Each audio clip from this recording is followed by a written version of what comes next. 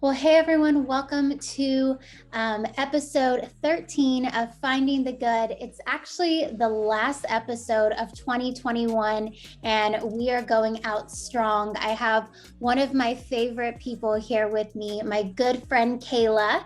She's going to be sharing her story, and I absolutely love Kayla. We've been friends, and I think for about 6 years. We met at church serving hot dogs next to each other. And we found out in that conversation that we had a whole lot of things in common. And so since then, we've just done a lot of life together. We've seen each other through various seasons. And so I'm so excited that she's on Finding the Good and going to be sharing her story today.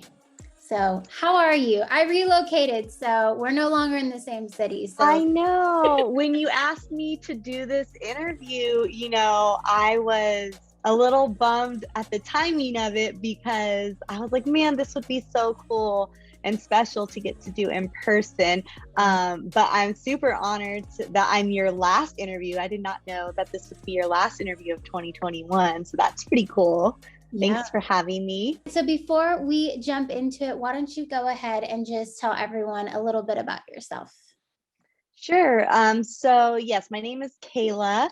I am 32 years old. I live in San Antonio, Texas. I'm actually not originally from here. I'm not even originally from Texas, but I guess I got here as fast as I could, as the expression goes.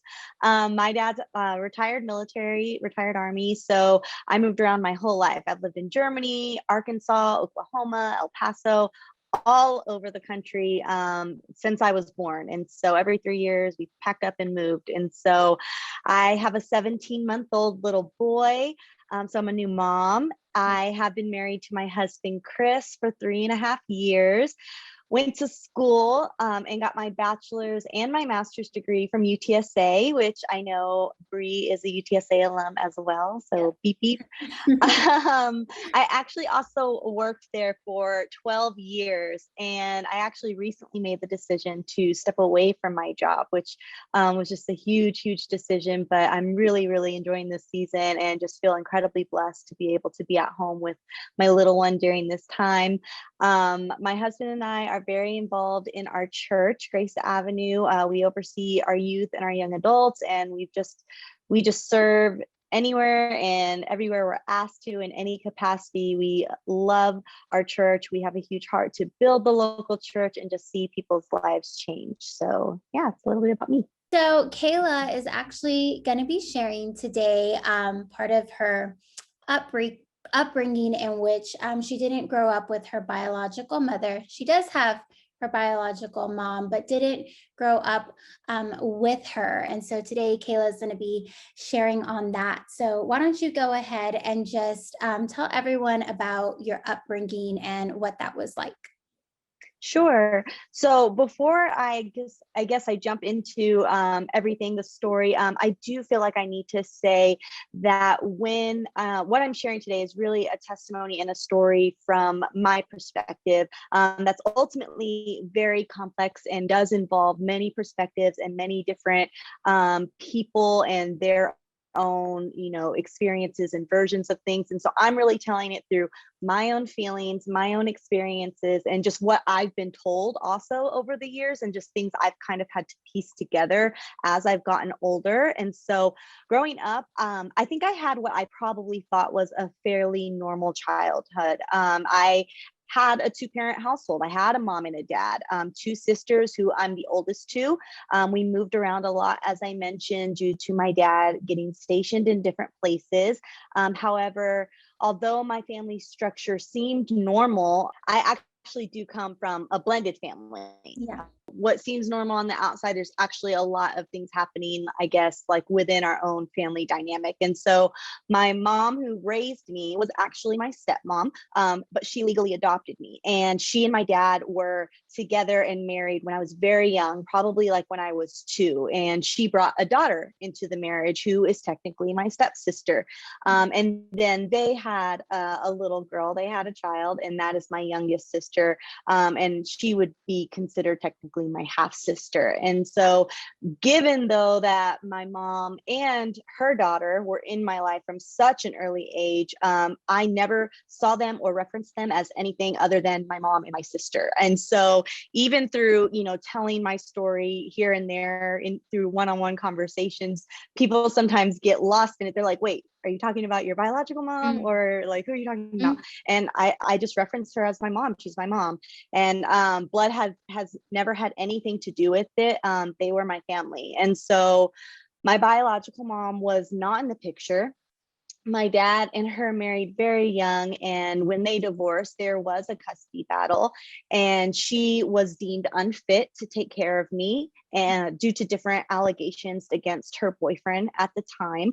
And my dad was also questioned if he would even be able to be present in my life due to his military career. And so it's actually really strange to think that I really could have actually ended up in a children's home. My life could look very, very different than it does right now. And fortunately, one of my aunts stepped up and offered to take care of me while my dad made arrangements on his end to be a single dad in the military. And so I do remember getting to visit my biological mother when I was like in third grade. I think I actually spent several months with her. My parents asked me, do you want to visit your biological mom? And I said, yeah. And so I went to go visit her. And then when I returned home, she was out of the picture again. And I honestly don't know why. I don't really have a lot of memory there. When did you realize that your stepmom wasn't your biological mom? Like, was there a conversation like they had to have with you? I guess because you were so young. Yeah. I honestly don't know that I ever had like oh, you're not my mom. Like, what does that mean? Because again, it was very normal to me. Like this was my family. She was my mom, no questions asked. She took care of me. She legally adopted. I do remember that. Like I remember the process of that. And so I'm sure that was probably a conversation that was had, but I don't think I ever had like a formal like, wow, like you're not my biological mother. I think just over time, kind of recognizing those things and seeing how they played out even within our own family dynamic. Sure. And so did you ever feel like you lacked anything, maybe emotionally or physically, growing up without your biological mother? Because I know, like you said, you did have your stepmom, but maybe as you got older, did you start to realize those differences? I definitely think this is something that has affected me, looking back, like as I'm older. Yeah. And I think if this were simply a testimony of, restoration between two people, I might say no, that it didn't affect me because I did. Like I said, I did have a mom. She may not have given life to me, but she raised me. She took care of me. She was there for me in ways that my biological mom just couldn't be. And so what makes the story, I guess, a little messier or more complex is because there are several layers to it and people involved. And so looking back, I can see things affecting me now that were really as a result of things that I somehow normalized as a young girl. I grew up in a home where yelling and slamming doors, cursing and name calling was normal. Alcoholism was normal. Witnessing things that teenagers should never have to witness under my own roof was just normal. I just thinking, this is just my life. And over the years, I think the Lord has definitely had to reopen some of those wounds, both from the sense of abandonment that I've had to walk through with my biological mom and the emotional trauma that I've experienced through some of the decisions my stepmom made while raising me. And so it's been years of the Lord gently revealing things to me that I didn't even probably know I needed healing from. And so it's a journey. And I'd say it still is. It's definitely one that I'm still on and walking out. But like, what a blessing, right? That like you didn't even see the difference growing up. Like, I Right. feel like the Lord protected you from that. And then as you got older and you were mature and able to handle maybe those emotions, he like brought those things up. Like you said, gently, that's probably like the perfect word to describe it. And Yeah. so maybe now, like, when you got older, was there any resentment for her maybe not being as present as maybe you would have liked her to be? Sure. I wouldn't say resentment. Because I didn't grow up actively thinking that I lacked a mother figure or that I was without. So I think it's hard to resent something that you didn't even know you were missing until later on. So I would say it was more of an internal battle within myself, especially like now and probably even back then too, of like, well, what's wrong with me? Was there something that I was doing or not doing that made her not want to fight to be in my life? Even when I went to go visit her when I was in third grade, why did the connection stop again? And so was there something that I did to the woman who raised me to make her make certain decisions that did affect me and my sisters? And so now that I think I've been on this journey for healing and wholeness with Jesus, it's almost like I've gotten to surpass the feelings of resentment because I was able to see early on that I had to forgive in order to move forward. And the internal mess is really like the aftermath of it all, right? And it's something I've really had to work at. There are things I've had to work through and walk out even now as a result of her not being around when I grew up. And even now, it's still a very in and out of touch relationship. There's things that she's having to work through as well. And I have to kind of respect that, even if it hurts the little girl in me. Yeah. So going through that journey and walking it out with the Lord, was there ever like a turning point though, that you would say that you guys just kind of like got in a room, not necessarily hashed it out, but maybe you're like some of those questions that you had, maybe you brought it up to her and asked her, was there ever like a pivotal moment in y'all's relationship? So that's a great question. She actually reached out to me again when I was 18 and graduated high school. And so that's really where the restoration began to take place, I think. She reached out to me on social media, letting me know that she did want a relationship with me. And from there, for several years, it was an online relationship. And when I was 23, she actually came to San Antonio to visit me for the first time. And that's when we got to see each other for the first time since I was a little girl. Since then, like I mentioned, it's been kind of an off and on relationship, if you will, but communication. And I've had to recognize that my part in the restoration might be being the one to reach out, right? More than I'm reached out to, which can be hard. I think in these types of relationships where you're just like, well, you're not reaching out to me, why should I reach out to you? But I do recall, my wedding, actually. I think that's probably where maybe the real turning point how you phrased it, like, did we ever like hash things out really? Because I think up until then, when she first reached out, it was more like we were getting to know each other. We were reconnecting, getting to know each other. And now it was kind of like, okay, we've had all these years under our belt. We've spent, some time together in person, once when I was 23. And then again, we took a trip when I was 25. And so my wedding was approaching. And obviously I invited her. And I remember her telling me that she wasn't sure if she should come or if she could come. Not because she physically couldn't, but just it was a lot for her too. And so I essentially, just had to have a courageous conversation with her. And I told her, if you're looking for permission from me to not come to my wedding, I'm not going to give it to you, because I do think that she'll regret not coming to my wedding. I will understand and I will, forgive you. But if you're looking like, I'm going to tell her this and see, like, if she says it's okay, like, I'm not going to tell you that it's okay because it's not okay. And so from there, I think that really allowed kind of the door to almost open it was like kind of, that was the uncomfortable part, right? And that allowed the door to open to further conversation. And so she actually brought up, some of the allegations that were made against her boyfriend at the time. And she was like, I know that this is probably the story that you heard. I want you to know that this is what happened. And again, I was so young that I really have no way of knowing what the truth is, right? And so I think that's kind of where that landed. And I think as a result, I definitely think that that's allowed us both to move forward individually in the healing that we both need.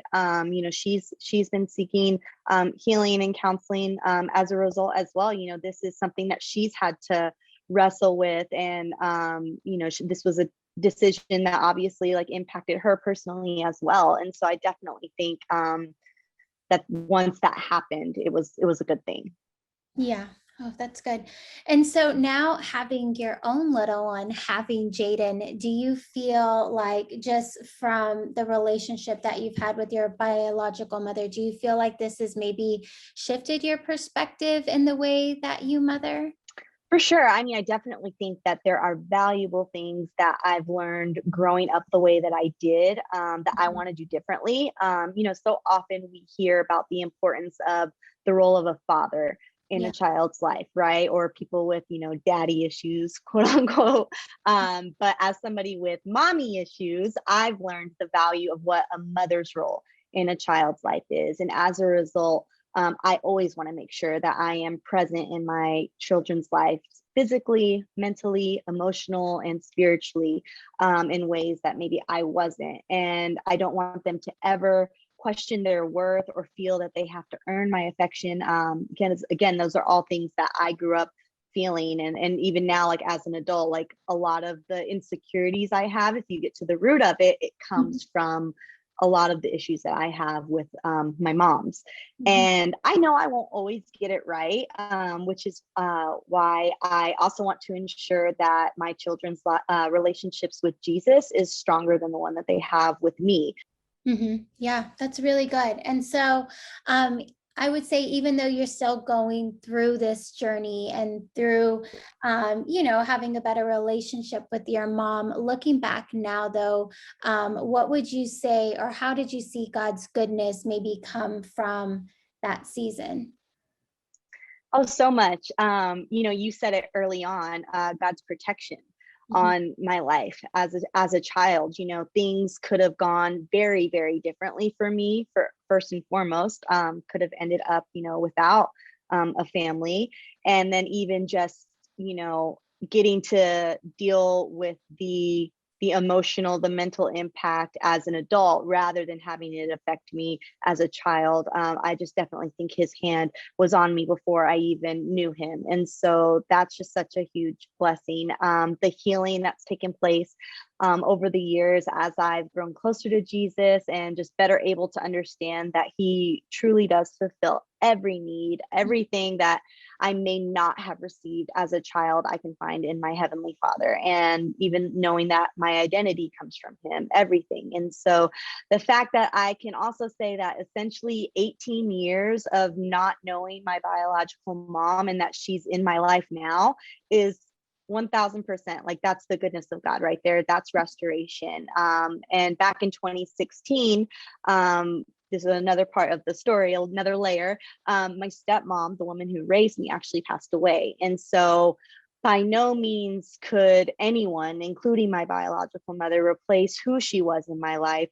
But still being able to have her there on my wedding day when my stepmom couldn't be. The fact that Jayden will still have a grandmother in his life is something that I'm blessed with, because I know that there are many people like my sisters who won't have a mom at certain life events and certain milestones. And so as much as the tension has been there in navigating the relationships with both of my moms, I think the woman who raised me is looking down and she smiles at the fact that my biological mom can be there for me when she no longer can be physically.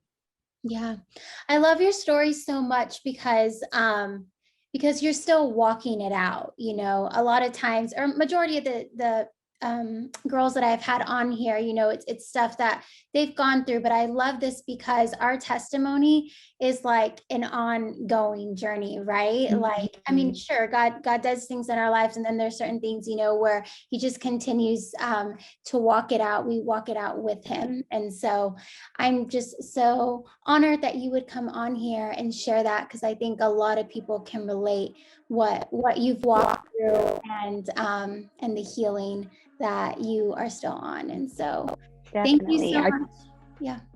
Definitely. I was just going to say, I pray that my story bless somebody. I actually haven't really shared this story publicly before. So it's an honor that this is the platform that I get to share this publicly for the first time. I think there's a handful of people who know this part of my testimony. So when you asked me to share, I said, oh, what do you want me to share about this or this? And you're like, actually, I wanted you to share a story about your mom. And I said, wow, okay, I'll do it.